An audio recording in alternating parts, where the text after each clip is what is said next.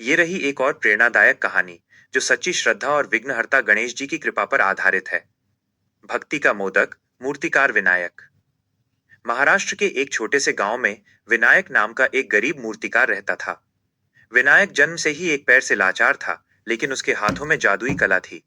वो मिट्टी से भगवान गणेश की ऐसी जीवंत मूर्तियां बनाता था कि देखने वाले देखते रह जाते।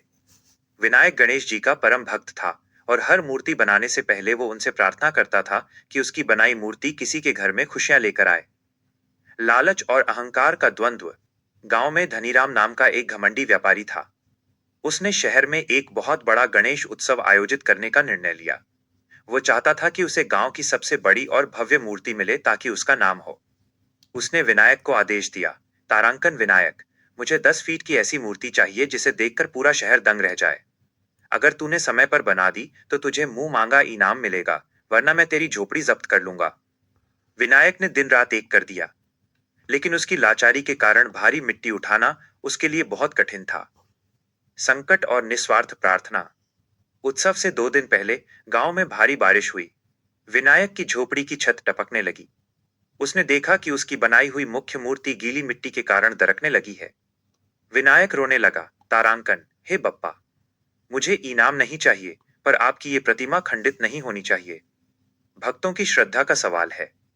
तभी एक छोटा सा बालक, जिसके हाथ में एक छोटा सा मोदक था, उसकी झोपड़ी में आया।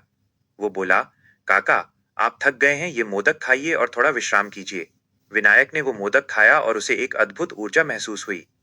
वह बालक बोला, आप सो जाइए, मैं आपकी मूर्ति की रक्षा करूंगा। चमत्कार और दैवीय न्याय। अगली सुबह जब विनायक की आंख खुली तो वो दंग रह गया। उसकी झोपड़ी की छत पूरी तरह ठीक थी और मूर्ति न केवल सूख गई थी, बल्कि वो शुद्ध चंदन की तरह महक रही थी और सोने जैसी चमक रही थी। वो बालक वहां नहीं था, पर जमीन पर उसके छोटे छोटे पद चिन्ह, पैर के निशान बने थे। जब धनीराम मूर्ति लेने आया तो उसने लालच में आकर कहा, ये मूर्ति तो बहुत सुंदर है, पर मैं इसके पैसे नहीं दूंगा, क्योंकि तूने इसे बनाने में बहुत देर कर दी। जैसे ही धनीराम ने मूर्ति को उठाने के लिए हाथ लगाया, वो मूर्ति इतनी भारी हो गई कि 100 आदमी भी उसे हिला नहीं सके। धनीराम का हाथ मूर्ति से चिपक गया और उसे ऐसा लगा जैसे कोई विशाल हाथी उसे दबा रहा हो। सुखद अंत। धनीराम समझ गया कि यह कोई साधारण चमत्कार नहीं है। उसने रोते हुए विनायक और बप्पा से माफी मांगी।